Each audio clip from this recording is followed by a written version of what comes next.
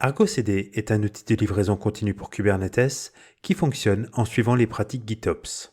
C'est-à-dire que pour lui, les définitions d'application aussi bien que les configurations doivent être déclaratives et versionnées, afin que le déploiement et la gestion du cycle de vie des applications soient automatisés, auditables et simples à comprendre.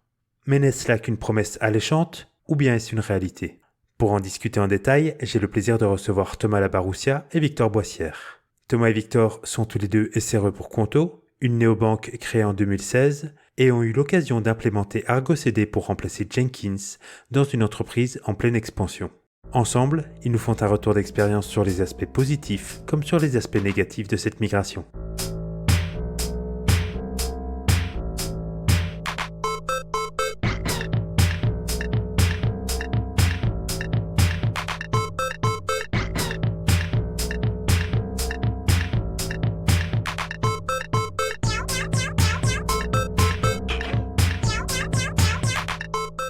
Rien ne me ferait plus plaisir que de vous voir m'attribuer 5 étoiles dans votre application de podcast. Ça m'aide à le rendre plus visible et à le faire découvrir par d'autres personnes.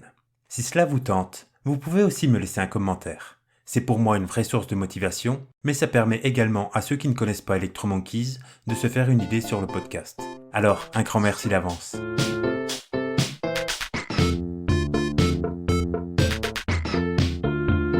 Thomas, Victor, bienvenue. Merci. Je suis content d'être de retour. Voilà, c'est vrai que c'est la deuxième fois pour toi. Aujourd'hui, on est là pour parler d'un sujet très différent de la dernière fois puisqu'il s'agit d'Argo CD. Alors, Argo CD, on en entend beaucoup parler dans le domaine GitOps, donc c'est intéressant d'avoir une vue sur ce qu'il est. Mais donc, avant qu'on commence, est-ce que vous pouvez me faire un peu le contexte d'utilisation, votre use case à vous, d'Argo CD, et pourquoi vous l'avez choisi et quel problème il venait résoudre? Déjà, nous, on vient en tant que SRE Conto, on l'a monté vraiment dans notre entreprise pour nos besoins métiers. Conto, pour faire rapidement, c'est une banque en ligne qui s'adresse aux TPE, PME et aux indépendants. On a à peu près 3 ans d'existence, on a actuellement 120 000 clients et on est répartis sur France, Italie, Allemagne, Espagne. On est dans une période d'hyper-croissance, ce qui fait qu'on arrive à avoir de plus en plus de monde en interne, de plus en plus de développeurs qui ont de plus en plus de besoins. Donc Argo est rentré assez facilement dans toute cette histoire pour aider nos équipes à développer des features le plus rapidement possible et surtout pouvoir les tester dans des environnements concrets. Pour compléter juste au niveau de Conto, qu'est-ce qu'on apporte à ces entreprises qui nous font confiance? On est vraiment tourné sur faire des fonctionnalités, apporter des usages qui facilitent la vie au quotidien des entreprises. Ça va d'interfaçage avec des outils de comptabilité. Ça a par exemple la possibilité de créer en physique ou en virtuel des cartes bancaires plafonnées pour les collaborateurs, avec tout ça qui remonte automatiquement à la comptabilité de l'entreprise, avec la possibilité d'avoir des sous-comptes, etc. Ou aussi, alors ça c'est plus pour les salariés au jour le jour, on l'a testé en interne chez Conto pendant un bout de temps et c'est vraiment très sympa, ça facilite tout ce qui est notes de frais. On a des remontées, on a des outils de facilitateurs pour les notes de frais, comme par exemple associer un ticket de caisse, il suffit de le prendre en photo, il est associé directement à la dépense dans le compte, avec en plus extraction automatique de la TVA. D'accord, donc Conto, c'est une banque en ligne Oui. avec évidemment banque en ligne de nouvelle génération, donc avec toute une stack software derrière. Et donc le business de Conto, c'est très important que ce software soit délivré rapidement. Nos clients attendent à ce que les features qu'ils réclament, et à juste titre, arrivent le plus vite possible, mais pour ça, il n'y a pas juste le fait de coder vite, il faut aussi avoir l'environnement pour pouvoir coder vite, l'environnement pour pouvoir tester vite, et l'environnement pour mettre en production rapidement. Donc ce qu'on peut appeler jusqu'à tout ce qui est l'univers CI/CD, en gros, à ce niveau-là. Et donc le choix à Conto depuis très longtemps, ça a été de se monter avec du microservice. Donc tout Conto est fait en microservice, il y en a un peu plus d'une cinquantaine maintenant. Ils ont vraiment des buts différents. Et en plus, le but, enfin récemment, ça n'a pas été le cas au tout début, mais maintenant ça tourne entièrement dans du Kubernetes. Et ça, Kubernetes, peu importe comment on le prononce. Et avec un socle en tant que de IaaS Amazon. Donc en fait, on fait du Kube chez Amazon et on déploie tout avec Argo CD, le sujet d'aujourd'hui. Ok, et Argo, ça vient avant l'arrivée de Kubernetes ou après? Comment vous avez fait le choix de Argo? C'est arrivé après Kubernetes, dans le sens où, tout a été monté assez rapidement après la transition, de Docker Swarm vers Kubernetes, et en fait, il y avait très peu de structure et on utilisait Jenkins avec des builds, très manuels pour déployer l'ensemble de nos microservices, sur, Kubernetes. Donc, pour faire simple, hein, il y avait, une build Jenkins, par microservice et en fait, pour déployer, il suffit de cliquer sur build et puis ça déployait soit en staging, soit en production. C'était 2 builds qui étaient séparés en plus. On avait une build spécifique staging et une build spécifique production avec, un amas de scripts bash et de scripts Python qui étaient difficiles à maintenir, on avait manquait énormément d'outils de debugging. C'est-à-dire qu'en fait, quand il y avait un problème sur ces pipelines-là Jenkins, c'était lire dans des milliers de lignes bash pour voir où était le problème, quoi. C'est l'outil qui posait problème ou la façon dont il avait été utilisé? Les 2. En fait, de toute manière, en fait, Jenkins, c'est un outil qui est assez vieux. Il y a eu, toute une partie avec Jenkins Blue, je crois que ça s'appelle Blue Ocean, qui permet de construire des pipelines avec des scripts Groovy. On peut faire même des pipelines très, très génériques. On peut ajouter, pas mal de bibliothèques qui, permettent, d'utiliser, des stages qui sont faits, de manière, automatique par la communauté. Mais derrière, nous, on utilisait vraiment le Jenkins, historique avec des builds très, très statiques.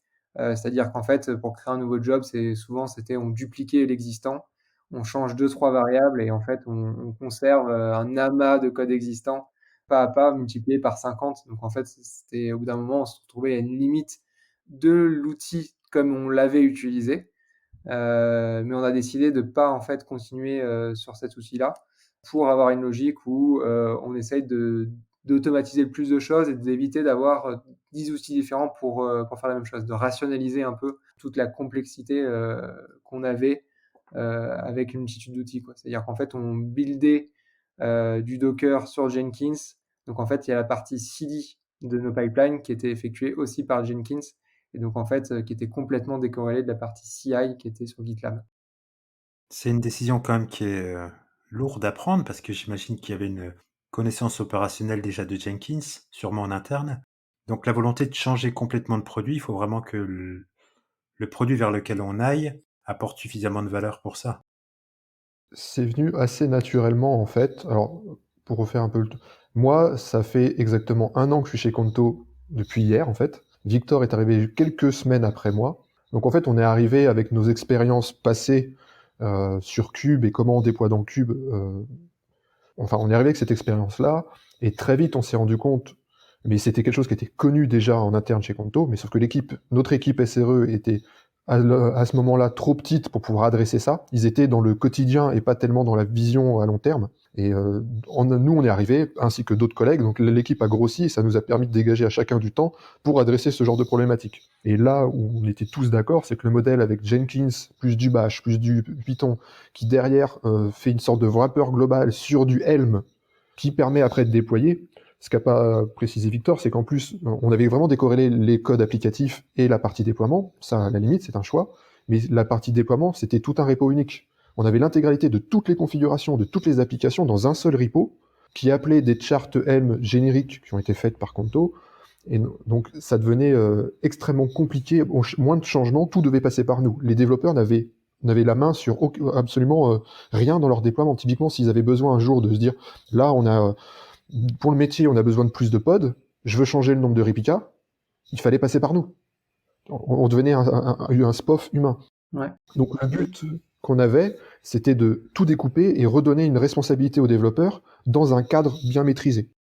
Et je vais rajouter aussi qu'en fait, on avait une séparation, très forte entre staging et production. C'est-à-dire qu'en fait, dès qu'il y avait un changement, on était obligé d'abord de le faire en staging, puis en prod, y compris au niveau des fichiers de configuration.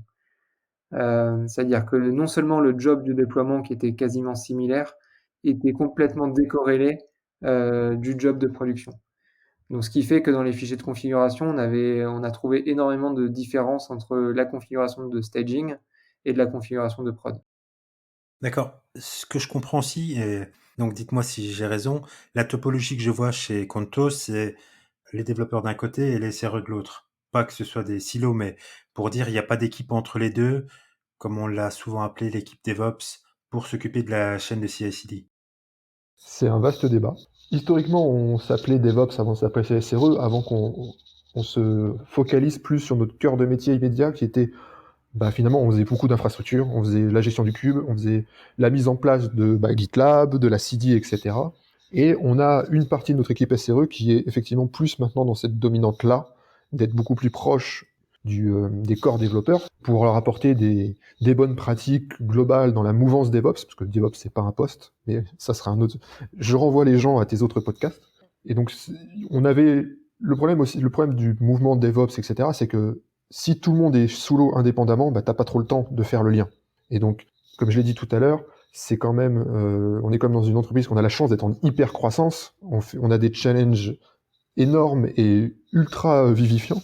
Mais ça a aussi son lot de problèmes, c'est que il faut recruter du monde pour pouvoir adresser tous ces challenges. Donc c'est assez difficile. Donc ça, malgré le fait que on ait en place tout un environnement de travail, toute une j'allais dire idéologie, mais c'est presque ça, sur comment travailler tous ensemble. À un moment, quand on est encore à écoper au bas niveau, c'est difficile d'aider les gens. C'était le cas, c'était le fait pour de manière ponctuelle, mais au jour le jour, on pouvait avoir cette petite friction-là. Et puis je pense qu'il y avait aussi, faut pas se leurrer, hein, Cube, Helm, tous ces logiques-là, c'est des logiques qui sont pas simples à appréhender. Nous, nous, on baigne dedans toute la journée, il n'y a aucun problème. Mais pour les développeurs de comprendre que quand ils poussent là, on arrive jusque là, ils le comprennent, l'entrée c'est ça, la sortie c'est ça, mais tout ce qui est de manière intermédiaire, il fallait qu'on fasse en sorte que ça soit non pas obscur, non pas magique, mais que ça fasse sens. Et le problème qu'on avait donc avec Jenkins, c'était que, à part nous, peu de personnes étaient capables d'aller lire les 600 lignes de log pour aller trouver le petit truc qui coince dans le déploiement d'une des 50 applications. Parce que vu que c'était très séquentiel, en plus, il n'y avait rien en parallèle, et donc on arrivait vraiment au bout du modèle qui marchait quand on avait 10 microservices, mais quand on arrive à plus de 50, qu'on crée des branches pour les développeurs qui sont des branches complètes. Hein. C'est-à-dire qu'à chaque fois qu'un développeur a besoin à créer une branche sur n'importe quel microservice, il obtient un environnement complet pour pouvoir tout tester. Et ça, il fallait attendre une demi-heure pour l'avoir. En faisant le choix de passer sur des technos qui sont pur cube, avec une vision de déploiement faite pour cube, on est passé à 3 minutes. Quand tu parles de 3 minutes, c'est entre le moment où le développeur pousse son code et le moment où les tests s'exécutent dans un environnement de quoi d'intégration? Au moment où il pousse son code, il a ses tests unitaires qui vont se jouer sur son microservice. Mais en parallèle de ça, nous, on va déployer tout un environnement dans Cube, dans un namespace dédié à lui, avec tous les autres microservices qui sont, eux, branchés sur notre branche, qui target, mais qui sont sur la branche master. Et à la fin du test unitaire de son application, c'est déployé à côté des autres dans son environnement, ce qui fait qu'en fonction de la durée du test unitaire, il va avoir, au bout de 4 minutes, il est sûr que quand son application sera déployée à lui, toutes les autres à côté sont déployées, donc il peut tester, il peut aller sur l'interface, il peut appeler l'API, etc., etc. Et il a un environnement complètement dédié en fait à sa branche.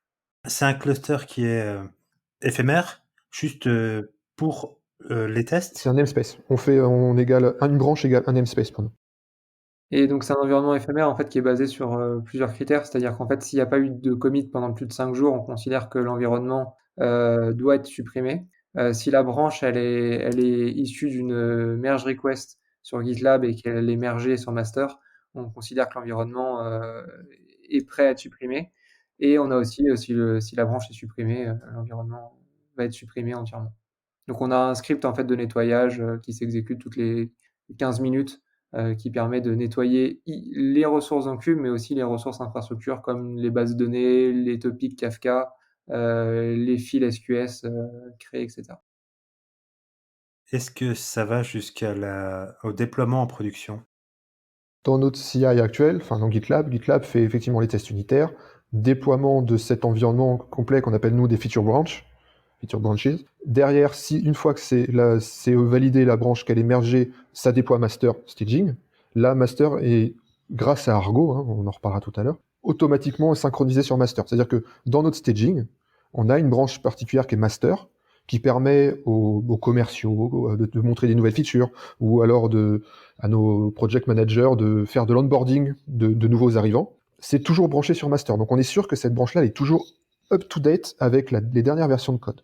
Ça prépare prod, mais prod, on a fait le choix à l'heure actuelle de dire, quand tu es prêt pour prod, tu vas cliquer dans Argo pour dire sync, et là, ça va déployer en prod. On n'a pas encore passé le cap on déploie vraiment en continu jusqu'à la prod, parce que Argo, ça a quelques mois maintenant chez nous, préfère que les gens soient vraiment à l'aise avec cette logique du GitOps, d'utilisation d'Argo, avant d'aller jusqu'à, il est 4 heures du matin et t'as bossé et ça peut te déployer, ça va le faire tout seul pour toi jusqu'au bout, et nous qui sommes d'astreinte, on va pas être réveillés. En réalité, en fait, aujourd'hui, on n'a pas encore défini le fait de j'ai déployé en staging. Je veux m'assurer de manière automatique que la staging fonctionne avant de déployer en production. Sachant qu'on n'a pas d'automatisation là-dessus et que les logiques entre les services et le niveau de validation nécessaire va varier entre services et du coup entre équipes de développement, puisque en fait chez Conto, toutes les équipes de développement sont divisées par CFT, donc Cross Feature Team. Donc on n'a pas cette logique d'automatisation. Je sais qu'on l'a par exemple pour les applications front, où aujourd'hui, sur cette partie-là, ils ont du déploiement continu. Il n'y a aucune action manuelle pour déployer en prod parce qu'en fait, ils ont ce niveau de vérification intégré dans leur pipeline. Mais vu que ça n'a jamais été défini avant par rapport à notre modèle sur Jenkins qui était statique et donc on déployait à la demande en fait du développeur, ce besoin-là d'automatisation n'était pas encore arrivé, c'est-à-dire qu'on avait plein d'autres choses à faire et qu'aujourd'hui, grâce à ce déploiement via Argo CD, on a réduit en fait la complexité à juste cliquer sur un bouton et voir en temps réel ce qui se passe sur le cluster et de pouvoir avoir ce feedback visuel qui est extrêmement important pour quelqu'un un développeur qui n'a pas forcément des connaissances en cube, va nous permettre de passer éventuellement l'étape supérieure pour amener au moins sur certaines applications, un déploiement continu avec des étapes de validation intégrées à la pipeline entre staging et prod. Et ça représente quel volume de déploiement par jour? Alors, on essaie d'avoir les bonnes métriques et on est en train de travailler là justement sur Argo CD pour Argo CD Notification en fait, qui est un projet à part d'Argo CD mais qui est quand même maintenu par l'équipe pour pouvoir en fait récupérer des métriques dans Prometheus et de pouvoir avoir une visualisation globale de combien de déploiements on a par jour. Aujourd'hui, c'était un peu compliqué puisque on n'a pas encore toutes nos applications qui sont déployées avec Argo CD en production. On est en phase de migration, on a déployé plus de la moitié et je pense que d'ici 2-3 semaines, on aura vraiment tout notre parc de services qui seront déployés avec Argo CD, que ce soit en staging ou en prod. Avant, en fait, ce qui se passe, c'est que ces métriques-là, c'était les nombres de build Jenkins qu'on avait par jour et on avait une channel Slack où les développeurs manuellement, avant le déploiement, notifiaient qu'ils allaient faire une mise en production sur leur service. Donc c'était déjà pas toujours le cas, ça dépend des équipes, ça dépend de la criticité du produit, il y a des choses qui sont faites aussi des fois à 23h le soir pour X raisons et qui ne se retrouvent pas sur cette channel Slack. Mais c'est une métrique qu'on va avoir, mais je dirais qu'on a à peu près entre 20 et 30 déploiements par jour facile. Après, c'est particulier pour le staging, parce que vu qu'on marche avec des feature branches, on va considérer que un namespace, c'est un projet Argo, et un projet Argo, c'est 50 applications. Donc à l'heure actuelle, on est rythme assez basique, hein. On n'est pas énorme, on a 90 projets Argo, donc 90 branches. On est à peu près à 2300 applications. Donc on a au moins 2003, c'est au moins, on va dire, au moins un pod par application. Donc on est là, on doit tourner au minimum à 4000, entre 4 et 5000 pods sur le staging, du fait qu'on a 90 branches en parallèle où les développeurs sont en train de bosser dessus. Alors, est-ce que vous pouvez me décrire le workflow de déploiement depuis le moment où le développeur va pousser son code? Et est-ce qu'il pousse aussi que son code ou s'il pousse autre chose? Donc, si vous pouvez me décrire ce workflow. Donc en fait, le workflow de base, c'est on a un projet de microservice sur GitLab, où on a envie d'ajouter une feature. À ce moment-là, on crée une branche qui porte le nom de la feature.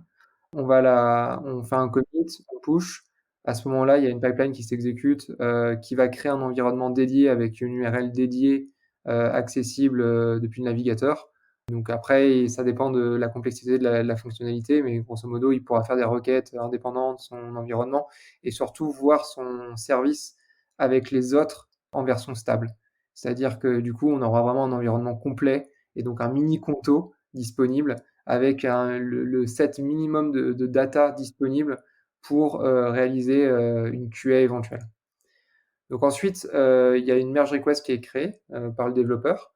Selon les criticités des services, il y a besoin de 1 à 2 reviews, du peer review par, les développeurs de l'équipe. Après donc du coup la branche, si c'est validé, elle est mergée sur master. De là, il y a un déploiement automatique qui se passe sur la branche master de staging, qui correspond un peu à une pré-production, chez nous. Donc, on considère que là le code doit être stable et que ça doit être valide.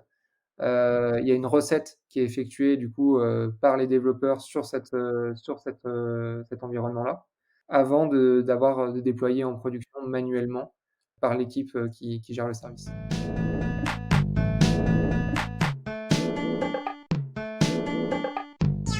Comme d'autres avant vous, n'hésitez pas à soutenir ce podcast sur Patreon. Pour le prix d'un café par mois, vous bénéficiez d'un accès anticipé aux épisodes et vous pourrez jeter un œil aux coulisses virtuelles du podcast. Rendez-vous sur patreon.com/electromonkeys.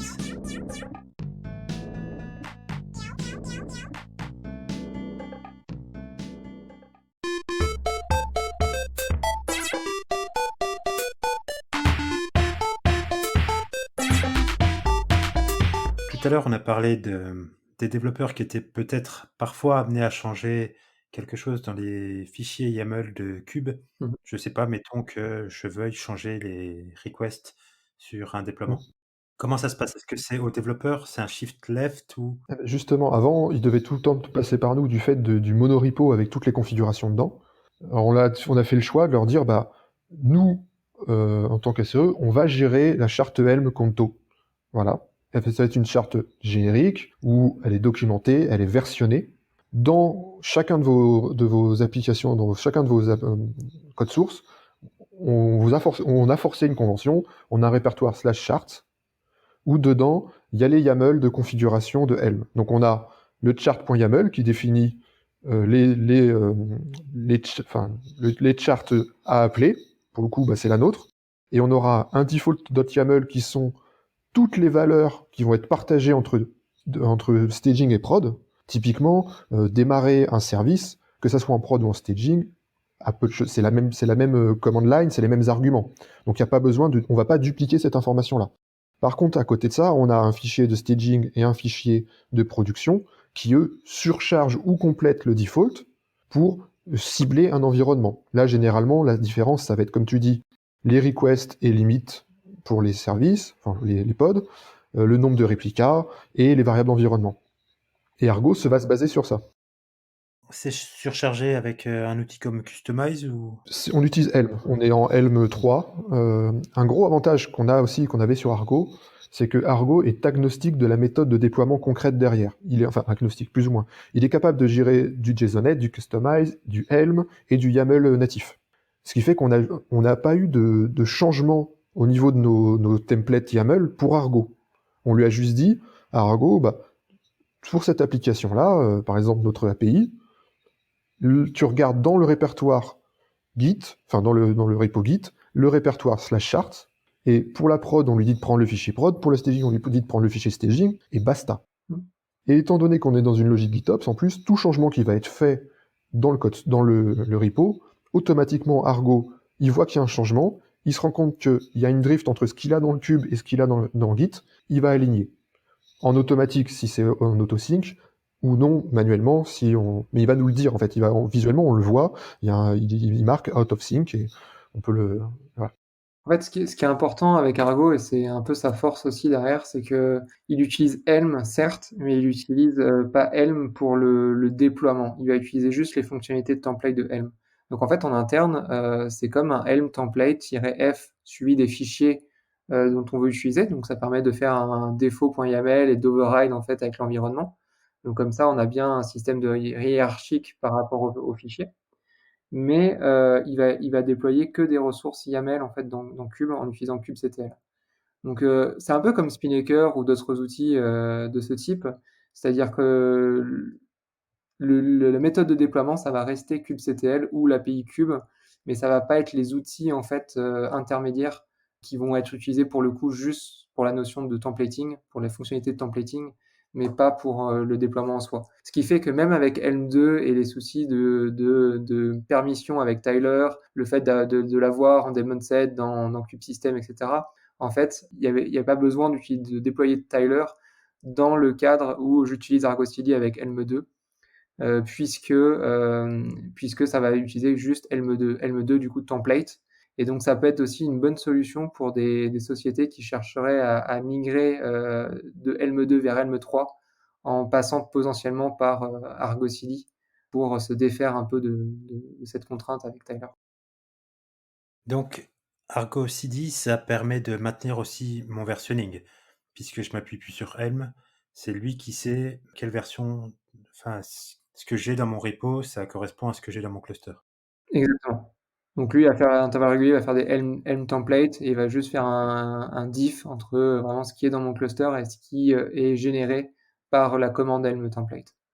Et ça, il va le faire à intervalles réguliers. Par défaut, il va le faire toutes les 5 minutes. Et on peut augmenter ce temps-là. On peut pas le supprimer, donc c'est toujours automatique, mais on peut augmenter le temps. Et par défaut, c'est toutes les 3 minutes que l'action de sync enfin de diff est effectuée. Donc, vous m'avez dit que le choix, en fait, il est venu naturellement. Donc, à un moment, quand même, vous avez dit c'est trop lourd à gérer Jenkins tel qu'on le fait. Et le landscape des outils de CI/CD, il est quand même assez conséquent. Donc, qu'est-ce qui a orienté quand même votre choix initial? Alors là, pour le coup, c'est moi qui l'ai ramené de ma vie précédente. Effectivement, on avait pas mal, hein. Il y avait Tecton, Spinnaker, CDS d'OVH, enfin, il y en avait des tas sur le marché, de Jenkins X aussi. C'est juste que il nous fallait un outil qui nous permette de basculer dessus sans avoir tout refaire. Donc déjà, le fait qu'il puisse se brancher directement nativement avec du Helm, c'était un grand point positif. On voulait qu'il y ait une interface graphique qui soit simple et compréhensible et pour les développeurs, parce qu'en fait, au-delà de, j'avoue, c'est un effet waouh. La première fois qu'on utilise Argo, c'est vraiment un effet waouh parce que on clique sur Sync la première fois et on voit apparaître toutes les ressources, les secrets, les config maps, les ingress, et donc on voit apparaître l'ingress, derrière on voit apparaître le service, et après on voit apparaître les pods derrière. Donc en fait, on a une sorte de schéma de flux qui se fait sous nos yeux, et c'est vraiment en temps réel. C'est super agréable. En plus, pour simplifier, comme ça, les développeurs n'ont pas besoin d'aller faire du kubectl, du kubectl, etc. Directement, bah, tu cliques sur un pod, tu as un onglet log, tu as les logs en live du pod. Ça, pour les aider dans le debug de leur application, c'est quand même ultra simple. Donc, on n'a pas trop benchmarké les autres outils du métier parce que c'était déjà un outil que j'avais commencé à pousser avant et que bah, je l'ai ramené avec moi. J'ai montré ça au reste de l'équipe. On a eu le besoin parce que c'était plus viable l'été dernier de déployer le plus vite possible parce qu'une demi-heure pour avoir une feature branch, ça pénalisait tout le monde. Donc on a dit, bah, nous on a ça dans les cartons. Est-ce que vous nous faites confiance pour qu'on aille jusqu'au bout? Et bah, notre manager, plus notre CTO, on dit banco les gars, allez-y. Et donc on y allait, et en 15 jours, on a migré toute la staging dessus. Donc ça a été dense, je dis pas le contraire, mais par contre, parce qu'il a fallu repasser sur tous les repos, parce qu'à ce moment-là, on a cassé le gros repo monolithique pour tout mettre dans les repos de chacune des applications. Et c'est ça qui a pris le plus de temps. Mais Argo CD en lui-même, ça a été franchement, ça a été pas ultra compliqué, ça a été plutôt simple parce que le produit est bien fait. Un truc aussi que j'apprécie beaucoup, c'est que on n'a pas à gérer de base de données avec Argo. Il se base directement sur etcd. Donc encore une fois, dernier podcast sur etcd, super. Merci d'ailleurs. Donc voilà, donc c'est natif, et ce qui fait que de base, il utilise etcd, donc il est résilient. J'ai déjà fait l'essai, hein. Tu supprimes tout le déploiement Argo CD, tu le remets, il retrouve ses petits dans etcd, c'est comme si rien ne s'était passé. Et il y a aussi en fait le fait que avec l'ancien système, le fait qu'on ait rajouté énormément de couches, c'est-à-dire qu'on utilise Helm, mais derrière on a créé des helpers en Python, on a créé des scripts bash, on a mis du Jenkins. En fait, toutes ces surcouches-là vont faire qu'on va créer une distance entre l'équipe infrastructure et l'équipe des développeurs en rajoutant de la complexité. Et en fait, en adoptant Argo CD, ce qui se passe, c'est qu'on essaye de limiter en fait un peu cette distance en proposant un outil qui peut être compris de tous. Et le fait que l'interface en fait va aider à abstraire et à proposer un outil simple, efficace, va permettre de limiter en fait la distance qu'on a entre l'infra et les devs. Et donc c'est ça aussi qui est important, c'est tout cet aspect de visualisation. Alors par exemple, le premier concurrent ou alternative à Argo CD, moi j'avais entendu beaucoup parler de Flux avec Flux Operator, etc. Ça reste très bien, mais il n'y a pas d'interface graphique.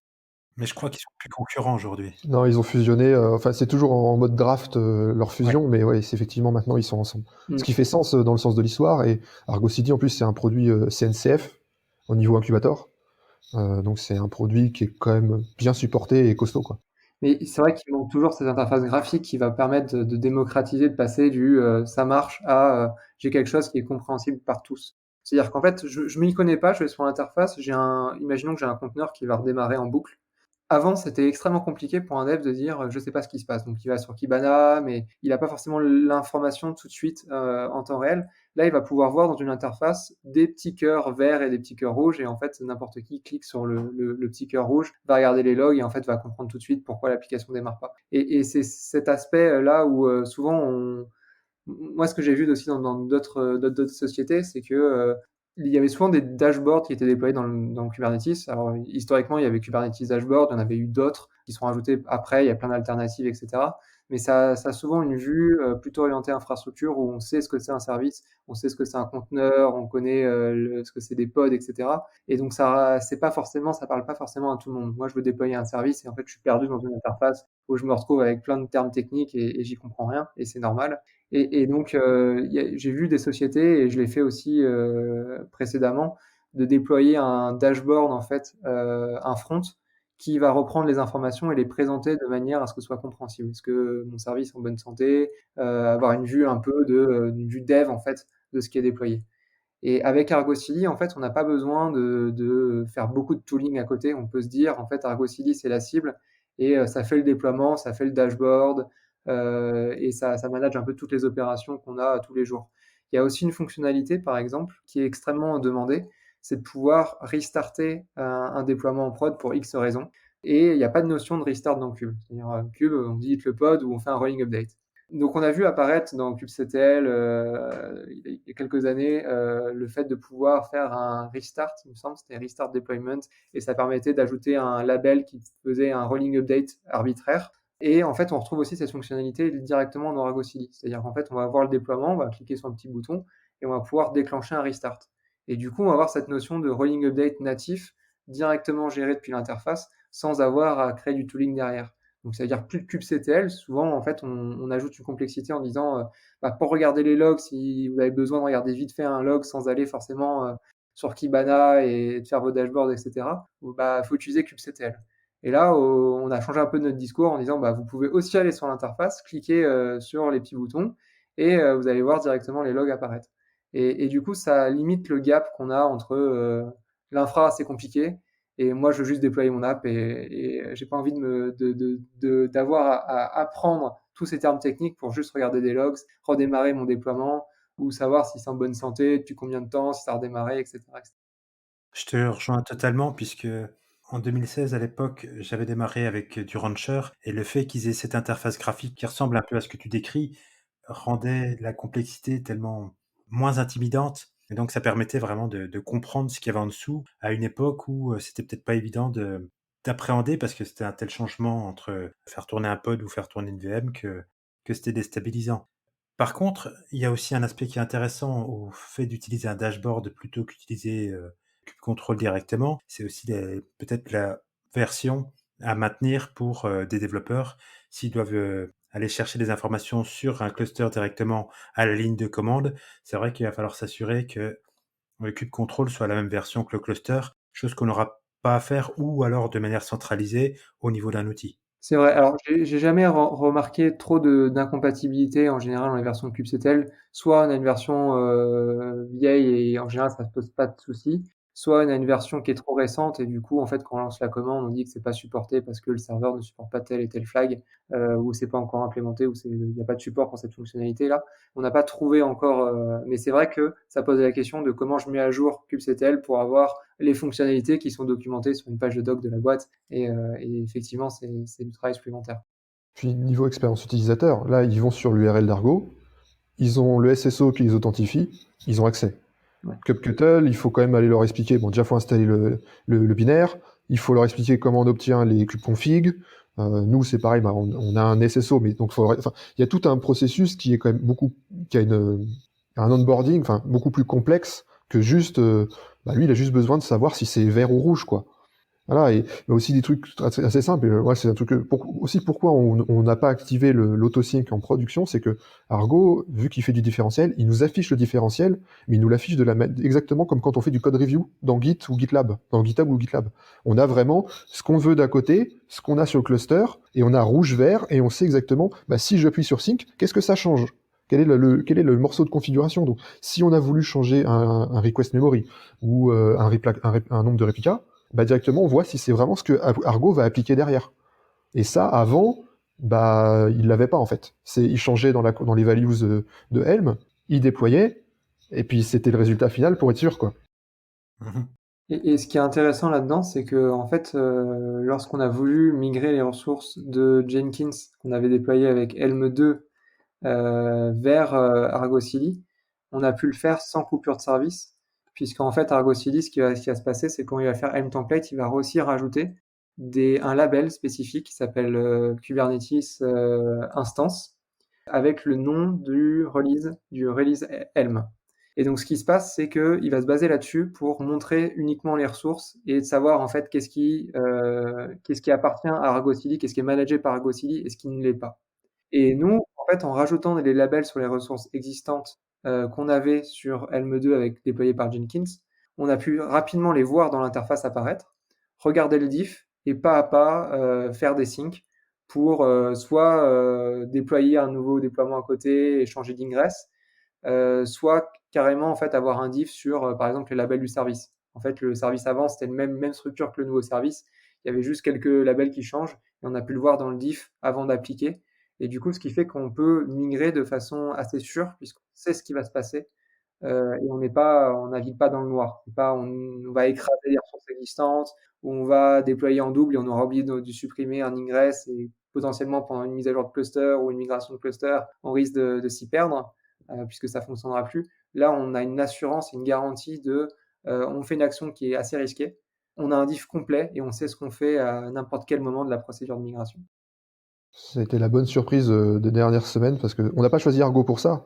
Nous, on était prêts à faire une bascule et être capable de migrer à chaud en disant, Argo, tu rattrapes les petits qui sont existants déjà, et maintenant c'est toi qui les gères. Ça a été la bonne surprise, franchement, on a eu le smile. Franchement, c'est... J'imagine. Il y a un point sur lequel je suis pas encore revenu.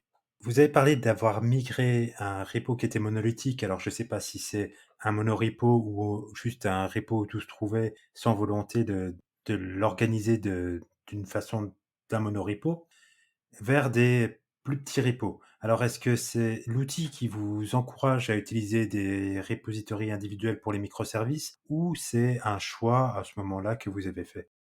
Argo CD recommande d'utiliser un projet spécifique pour la configuration pour décorréler la configuration de la version et du code applicatif.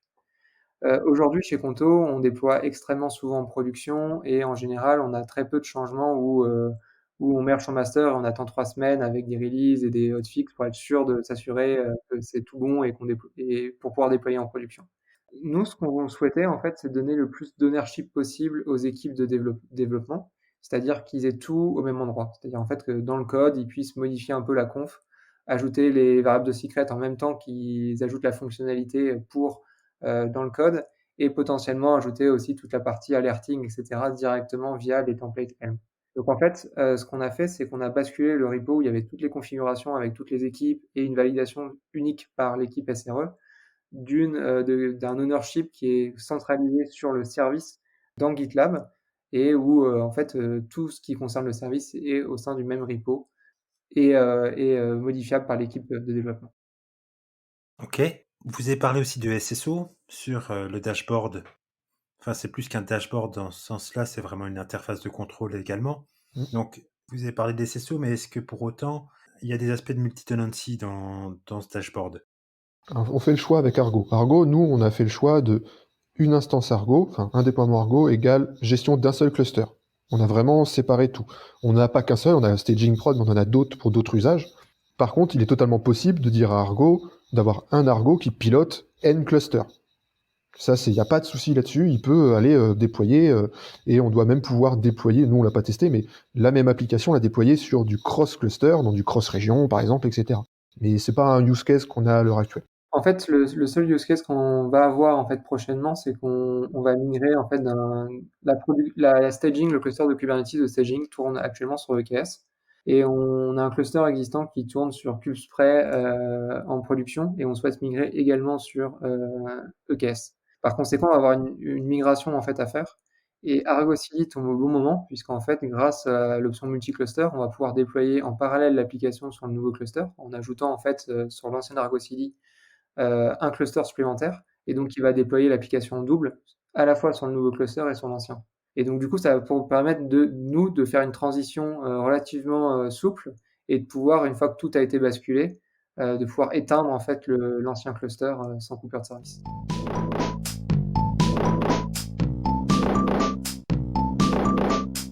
Si vous avez une question, une suggestion ou que vous voulez tout simplement réagir sur un épisode, je vous invite à me retrouver sur Twitter @K8monkeys.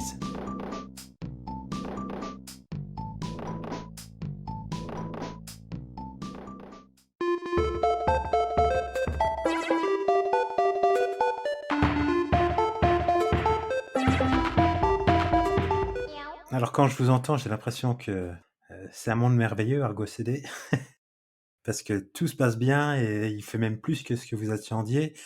J'aimerais savoir comme s'il y a eu des trucs qui ont piqué quand vous avez fait la migration. Ah, il y a un truc, c'est qu'en fait, on se rend compte qu'on on est arrivé directement en balançant 2500 applications dedans et on est monté à 4000 en fonction de la charge, etc. On a tapé très vite les limites possibles de l'outil. On avait beau lui mettre plus de mémoire, plus de CPU, plus de pods, etc. Mais ça, c'était lié aussi au modèle où ils ont un contrôleur qui, lui, ne peut pas avoir de la réplication dessus. Il est tout seul, unique, parce que sinon, on a des problèmes de split brain ou je sais pas. Mais en tout cas, donc on est arrivé très vite aux limites. Donc on a fait des tas de tuning, etc. Et ça a été le gros pain point. Ça nous a un peu inquiété. Heureusement, ils ont sorti la version 1.8, qui nous intéressait parce que le contrôleur était splittable, et, enfin, on pouvait avoir du réplica, mais en fait, c'est quand on a du multi-cluster, ce qui n'est pas notre cas. Mais rien que cette version-là, on a divisé par 4 l'empreinte mémoire, par 4 l'empreinte CPU, etc. Les perfs sont juste le jour et la nuit, ce qui fait que maintenant, on est tranquille. Franchement, on est là-dessus, voilà. Franchement, on n'a pas de gros griefs sur l'outil, à part ce truc-là qui a été assez compliqué. On a quelques pépins avec Argo CD Notifications, comme a dit tout à l'heure Victor, qui en fait qui permet de pousser dans Slack, pousser dans Opsgenie, pousser dans Telegram ou par mail les déploiements.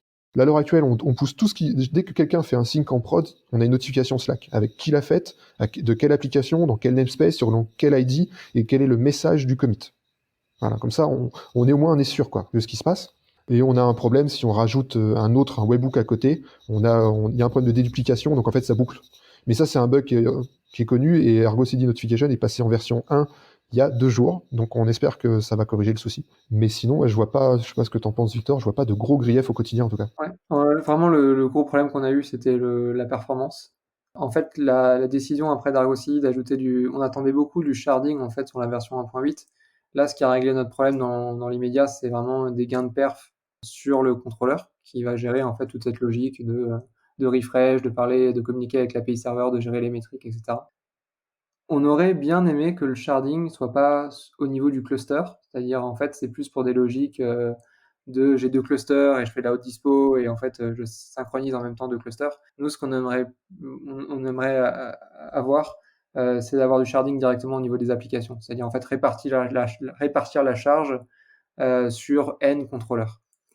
Peu importe si il y a plusieurs clusters ou non. Et même s'il y avait plusieurs clusters, on pourrait imaginer aussi qu'il y a une certaine catégorie d'applications qui sont déployées sur cluster A et l'autre partie sur cluster B, mais que ce soit pas du tout équilibré, qu'on en ait 10 000 sur cluster A et en fait 1000 sur cluster B.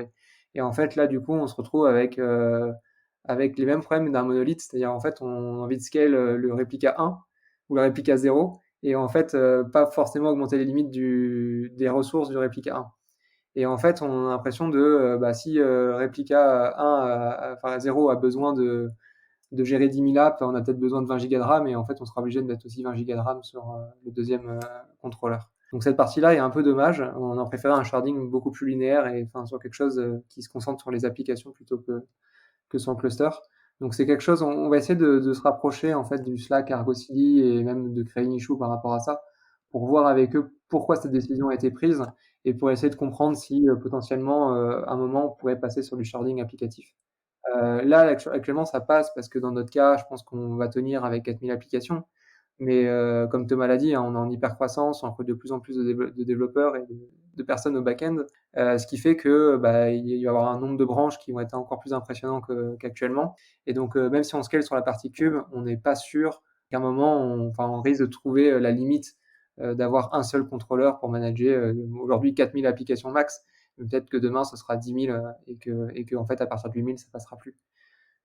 Donc ça serait dommage de nous d'avoir deux interfaces graphiques avec une sorte de hash qu'on calcule dynamiquement pour décider si c'est l'un ou l'autre qui va s'occuper. C'est quelque chose qu'on souhaiterait pas faire. Donc on suit de près en fait toutes les releases Argo CD pour surveiller un peu les angles d'attaque pour régler ces soucis de perf et pour éventuellement un jour contribuer en fait avec notre retour d'expérience. Là, ça coince à peu près à 2500. Ça coinçait avant à 2500. Maintenant, je pense que c'est plus 4000, peut-être un peu plus. Donc, globalement, enfin, on voit que c'est un produit qui est de plus en plus utilisé, Argo, mais on est un peu arrivé dans le game en étant un peu violent, en fait, je pense. Parce que des retours que j'avais, bah, il y a personne, enfin, il y a peu de monde qui avait autant, à ce moment-là, on est monté, ouais, on était à 3000, 3500 applications qui étaient gérées comme ça par des instances Argo. Il n'y avait pas grand monde qui le faisait, quoi. Et on a un autre problème aussi sur la partie métrique, c'est-à-dire en fait, il y a des métriques extrêmement intéressantes à avoir sur Argo CD puisque tout ce qui se passe dans l'interface, on peut récupérer en métrique. Donc ça c'est intéressant parce qu'en fait, on peut par exemple savoir quand il y a un projet qui arrive plus à ce sync pour X ou Y raison. On va pouvoir être notifié via notre système d'alerting et de métrique via Prometheus qu'il y a un problème. Le souci qu'on a en fait en staging, c'est que c'est un environnement extrêmement éphémère avec les feature branches. C'est-à-dire qu'on crée 56 applications par exemple, et en fait ça va durer 3 jours et après on va les delete et on fait ça extrêmement de nombreuses fois par jour et au fil des semaines, en fait Argo CD va garder en mémoire les métriques. Donc ce qui se passe, c'est que la page de métriques va s'allonger. Nous derrière Prometheus, il va scrape de plus en plus de métriques et les garder en mémoire, même si le projet n'existe plus ou l'application n'existe plus. La métrique sera encore disponible dans le slash métrique et exposée par Argo CD. Et donc ça fait deux problèmes, c'est que nous, ça met de la charge sur notre Prometheus, sur notre système de rétention long terme des métriques, et ça va augmenter le temps de récupérer, de télécharger cette page en fait. Donc quelque chose qui doit prendre 50 millisecondes, 100 millisecondes, on se retrouve nous avec des fois avec des pics à 10 secondes. Donc aujourd'hui, des fois, vu il n'y a pas de reset automatique, on est obligé de delete le pod et le recréer pendant la nuit. C'est un peu affreux. Donc on va essayer là de créer une issue sur Argo CD pour voir avec eux quels sont les angles d'attaque, soit d'intégrer un reset des métriques à intervalles réguliers pour pouvoir un peu supprimer, soit faire quelque chose de plus intelligent où on va voir qu'est-ce qui n'est plus utilisé et les supprimer des métriques exposées ou alors en fait un non-point HTTP qui permet de supprimer, en fait, de reset toutes les métriques en faisant un petit curl régulièrement. Puisqu'en fait, c'est un use case où je pense que tout le monde n'a pas, c'est-à-dire en fait, on utilise Argo CD dans quelque chose qui est très très éphémère. Alors que notre prod, on n'a pas de souci avec notre prod et les autres clusters, puisqu'en fait, les applications, elles sont déployées et elles sont stables. Mais c'est quelque chose qu'on a juste en staging. Ok, je comprends très bien. Le déploiement de Argo, comment il est fait alors? Vous avez un cluster où il est déployé et c'est un agent par cluster qui est géré. Alors, il n'y a pas de notion d'agent dans Argo. Nous, on a fait le choix, on a dans les clusters un namespace Argo CD et lequel on déploie Argo CD. Pour le coup, il est déployé, vu qu'on ne peut pas utiliser Argo pour déployer Argo, parce qu'on n'a pas envie d'avoir un problème d'œuf et poule. Dans notre CI GitLab, on a ce qu'il faut pour directement via des YAML qu'on maintient, qui sont issus de ce que Argo fournit, hein, c'est juste qu'on les tune un petit peu pour nos besoins. On fait juste un kubectl API, voilà, dans la CI, dans GitLab CI. Et ça déploie dans le cluster les ressources, le déploiement, config map, secrets, etc. On est resté très basique, très simple là-dessus. Argo est directement dans le cluster cible. Directement dans le cluster. Pour nous, dans le cluster cible. On pourrait l'avoir dans un autre cluster pour piloter un autre cluster, mais on a fait le choix de le mettre dans le cluster cible. En fait, on a un Argo CD, une instance Argo CD, enfin, avec toutes les microservices d'Argo CD derrière, mais on a un Argo CD par cluster. D'accord. En termes de sécurité, justement, qu'est-ce que ça implique? Parce que Argo CD doit pouvoir gérer énormément de choses lors des déploiements, accéder à différents namespaces, au volume, accéder à je sais pas quoi d'autre. Alors, en fait, ce qui se passe, c'est que effectivement, on peut voir un peu Argo CD comme Tyler Beast, mais en fait, ce qui se passe, c'est qu'au niveau des définitions des projets, quand on crée un projet, en fait, dans Argo CD, il y a une hiérarchie quand même. C'est-à-dire qu'en fait, pour déployer une application doit faire obligatoirement partie d'un projet. Donc, imaginons que dans le cadre de la staging, on avait notre environnement qui s'appelle master, qui est un peu notre pré-production. Donc, on a un projet qui s'appelle master, et en fait, dessous, ça englobe N applications. Donc, dans notre cas, à peu près 50. Et en fait, au niveau du projet, on peut définir des permissions Helm. C'est-à-dire qu'en fait, on dit, les applications ont le droit de créer des airbags ou n'ont pas le droit de créer telle et telle ressource. Et par défaut, Argo CD a des autorisations de base. C'est-à-dire, par défaut, on ne peut pas créer d'airbag, on ne peut pas créer de service account, on peut pas créer des cluster role binding, etc. Et donc, nous, on va ajouter ça explicitement pour certains projets. Par exemple, le monitoring, on utilise Prometheus Operator qui va créer du coup des airbags spécifiques. Donc, au niveau Argo CD, dans notre pipeline GitLab qui déploie Argo CD, on va lui dire pour tel et tel projet, tu auras le droit de créer ces ressources-là. Ce qui fait que les développeurs, ils peuvent pas, avec un nouveau template Helm, déployer ce qu'ils veulent sur le cluster. Ok. Et après, il y a d'autres parties sur cet aspect sécurité au niveau de l'interface. C'est qu'effectivement, du coup, nous, on a utilisé du SSO. Donc, on aurait pu créer des comptes à la main ou avoir enfin, du SSO ou des comptes à la main. Et il y a aussi toute la politique des ACL qui vont être attribués. Et nous, on a utilisé OneLogin dans le cadre du SSO. Donc il y a un binding dynamique par rapport aux groupes qui sont configurés dans OneLogin et aux groupes qui sont dans Argo CD. Donc ça veut dire que nous, en tant qu'SRE, on va pouvoir avoir accès à l'ensemble des projets Argo sur tous les clusters, mais les développeurs vont avoir uniquement accès, et avec des permissions bien spécifiques qui vont être différentes entre la staging et la prod, aux projets déployés en staging et aux projets déployés en prod. C'est-à-dire qu'en prod, les développeurs ont accès au sync, à l'outil de rollback et à la visualisation du projet master, mais c'est tout. En staging, ils ont l'accès à l'ensemble en fait des applications qui concernent les services qui sont gérés par les développeurs. J'ai une autre question concernant un peu donc la façon dont alors Argo est je sais jamais trop le dire en français, opiniâté. Donc avec Argo, on fait du GitOps principalement. C'est pur GitOps. Ouais. Et avant, donc, vous étiez sur du Jenkins qui, lui, est pas du tout GitOps, en tout cas la version que vous utilisez. Oui. Est-ce que ce changement de manière de faire a eu des impacts aussi organisationnels? Ah bah, forcément. Parce que le GitOps, ça vient avec beaucoup d'avantages pour la compliance, pour le suivi, etc. Mais ça aussi, on est dans un cadre beaucoup plus rigide.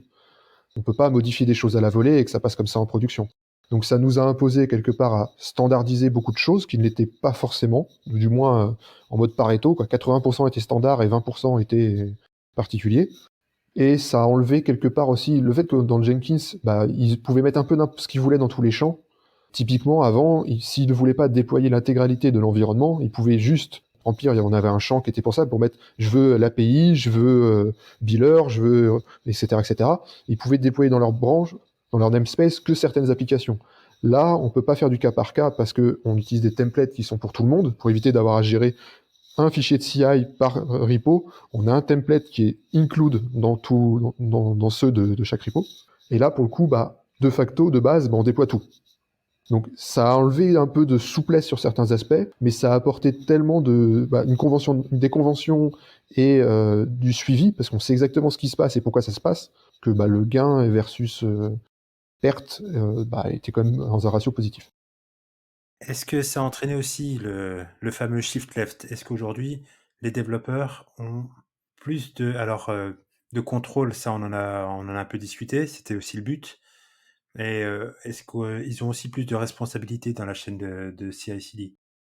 Mais surtout qu'ils ils sont indépendants de nous maintenant sur beaucoup d'aspects. C'est typiquement, ils ont besoin de plus de mémoire, plus de pods. On est d'accord que ça a un impact sur le cluster. Bon après, nous on a des clusters qui sont en auto-scaling, donc on n'a pas trop le souci de avoir de la ressource. Ça va se faire nativement et c'est très bien. Mais Si ça avait, mais ils ont pas encore moins de besoin de passer par nous pour dire est-ce que dans le capacity planning ça passe. Donc s'ils veulent besoin de plus de mémoire pour leur application, bah, qu'ils le fassent. Après, bien sûr, ils sont garants, ils deviennent aussi plus responsables de ce qu'ils font. C'est-à-dire que si jamais ils demandent, je sais pas, 30 gigas pour un pod, que le nœud en a que 16, forcément, ça se déploiera pas. Ça cassera pas le service parce que c'est fait, on a des sécurités, on a c'est du rollover, donc ça va tenter un pod avant l'autre, etc. Mais donc ils le verront facilement dans Argo.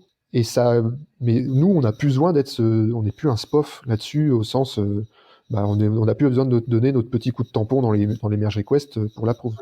Par contre, en fait, on va toujours rester dans la communication qu'on fait, c'est qu'on reste toujours en support. C'est-à-dire, en fait, s'ils ont le moindre doute sur cette partie-là, on a une channel Slack dédiée, en fait, où on est disponible pour review les merge requests éventuels.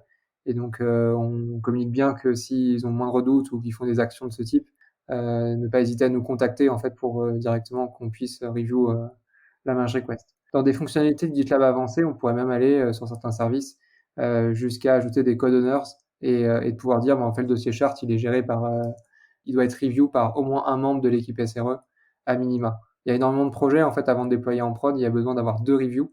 Donc, on peut imaginer une review d'une personne de l'équipe app, enfin de l'équipe applicative, donc des développeurs, la team backend, et une personne de la team SRE. Et du coup, le fait qu'ils aient plus de contrôle, est-ce que ça vous a amené à réfléchir à la mise en place de quotas ou pas encore? On n'a pas encore la problématique, effectivement, pour la QoS, etc. On réfléchit à d'autres typologies de problématiques, c'est plus du style, nous, à la limite, on gère le cube, on gère Argo CD, etc. Mais on n'est pas les honneurs de l'applicatif, on n'est pas les honneurs au niveau business, métier. Donc nous, on est plus à partir, c'est bah, vous avez la main sur toute la chaîne de valeur, vous avez les contraintes métiers, vous savez quand il faut rajouter plus de pods parce que, j'en sais rien, on va passer dans une émission de télé, on sait que le site va être plus sollicité, etc. Vous n'avez pas besoin de passer par nous, mais à contrario, si vous faites des bêtises, c'est pas à nous de réparer forcément. Du moins, donc on est plus à réfléchir à comment emmener les développeurs dans des pools d'incidents, donc peut-être limite jusqu'à l'astreinte, etc. Parce que chaque CFT a son scope et ils auront plus de pertinence. Après, ça c'est sur plus du long terme. Nous, ce qu'on aimerait plus, et on est totalement pertinent là-dessus, c'est que on va avoir, pour l'instant, on n'a pas de HPA on n'a pas de horizontal pod autoscaling, donc on n'a pas de changement automatique du nombre de pods en fonction de métriques. On l'a validé, ça fonctionne. Maintenant, on sait le faire. Mais CPU mémoire, finalement, c'est assez basique. On est plus en train de travailler avec eux pour intégrer des métriques métiers qui vont donc avec des endpoints Prometheus, qui vont aller scraper ça, etc. Typiquement, on a des workers qui suivent des topics Kafka. Si jamais on se rend compte que l'offset dans Kafka, donc ils ont beaucoup plus de choses à dépiler que d'habitude, bah ça serait bien que on se dise, on a peut-être besoin de plus de workers là. Et donc ça, ces métriques métiers là, on va essayer de les intégrer petit à petit pour qu'on puisse arriver à avoir de la scalabilité au niveau des nodes, ce qu'on a déjà, la scalabilité au niveau des pods selon des vraies métriques métiers. Alors, tu fais bien de mentionner le côté dynamique parce que je me suis toujours demandé dans quelle mesure un environnement dynamique matchait avec un outil de GitOps. Parce que là, typiquement, GitOps Oui. va dire, on a 3 pods. Et si on a du HPA derrière et qu'on a dû passer à 7, comment réagit l'outil? Puisque, évidemment, lui, il est là pour enforcer que ce qu'il a, c'est ce qui est dans le cluster. Sur la page de doc Argo CD, ce qui se passe, c'est qu'ils disent que lorsqu'on ajoute un HPA, c'est le HPA qui va modifier du coup le nombre de réplicas. Donc, pour éviter des diffs et le fait que Argo CD va renforcer le niveau du réplica au niveau du déploiement et puis que le HPA va réécraser ça en boucle si on active par exemple de la synchronisation automatique. En fait, il suffit de pas indiquer le nombre de réplicas sur le déploiement. Donc, par défaut, en fait, l'API Cube va lui le changer. Mais lors du diff, il n'y aura pas de diff sur le réplica puisqu'il sera managé directement par le HPA qui va modifier le nombre de réplicas du déploiement. Donc ça, c'est une des stratégies. On a des annotations aussi en disant à Argo, ça t'inquiète pas, c'est normal. En gros, on peut dire la notation, là il y a du HPA et t'inquiète pas, c'est normal. Donc pour pouvoir ignorer certains diffs. C'est ça. Et il y a aussi une autre partie qui est assez intéressante sur se donner de l'ownership en fait aux développeurs, et c'est ce qu'on se rend compte en ajoutant de plus en plus de microservices et en ayant de plus en plus de clients, donc une charge qui augmente très très vite au fil du temps. C'est que on va avoir besoin à un moment de séparer certains types de workloads sur des nodes spécifiques et avec des ressources qui seront un peu différentes des ressources par défaut qu'on a tendance à attribuer en fait à tous les conteneurs qu'on déploie, tous les pods qu'on va déployer. Donc en fait, imaginons qu'on a un pod qui est une sorte de worker, qui va avoir besoin des fois de scale très très vite. Donc je donne un exemple, c'est on va générer des factures par exemple pour le cycle de facturation du mois. Ça se passe à peu près au même moment. Et ce qui se passe, c'est qu'on a besoin de traiter très très vite. Et donc on va avoir un pod qui va avoir besoin de scale assez vite, mais sans prendre forcément toutes les ressources de la VM. On ne veut pas perdre de VM. Et souvent, il y a une consommation qui, quand c'est au repos, ça consomme rien. Et puis en fait, quand il y a énormément de requêtes, ça va monter en fait en consommation ressources. Donc on va être sur un pod au repos qui consomme 100 mégas et qui en activité va consommer jusqu'à 2 gigas. Le problème, c'est que si on indique request est égal à 2 gigas, ben en fait, on va réserver de la mémoire pour rien. Donc au niveau facturation, c'est pas intéressant. On va payer massivement pour pas grand-chose. Le problème, c'est que si on met juste 100 mégas en request, Kubernetes, pour le scheduling, il va s'occuper juste de regarder la request. Donc, si on scale très très vite, ce qui va se passer, c'est que Kubernetes va dire, OK, en fait, tu as envie de schedule 10 pods, donc c'est juste 1 giga. Et en fait, la consommation réelle, c'est plutôt 20 gigas, en fait, donc ça a besoin. Et là, on va commencer à avoir perdre des nodes parce qu'il n'y aura plus assez de RAM sur un node et on va les déplacer et on perd tout le cluster, en fait, au final.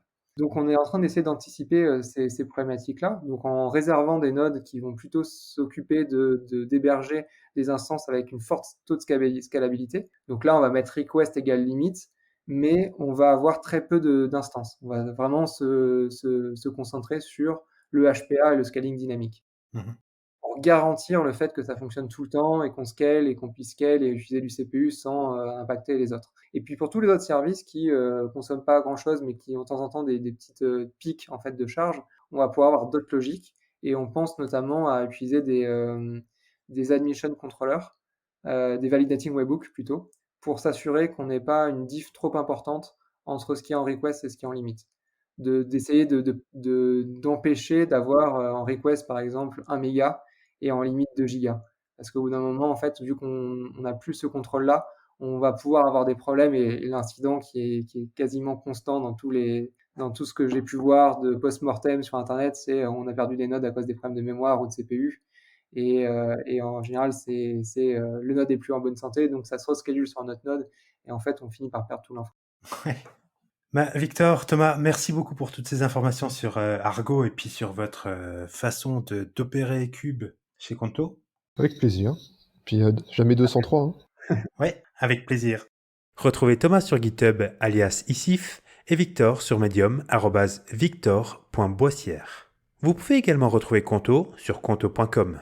Si cet épisode vous a appris quelque chose ou simplement diverti, je serais ravi que vous en parliez autour de vous à vos amis et sur les réseaux sociaux. Merci à Data Essential de soutenir ce podcast et à la semaine prochaine.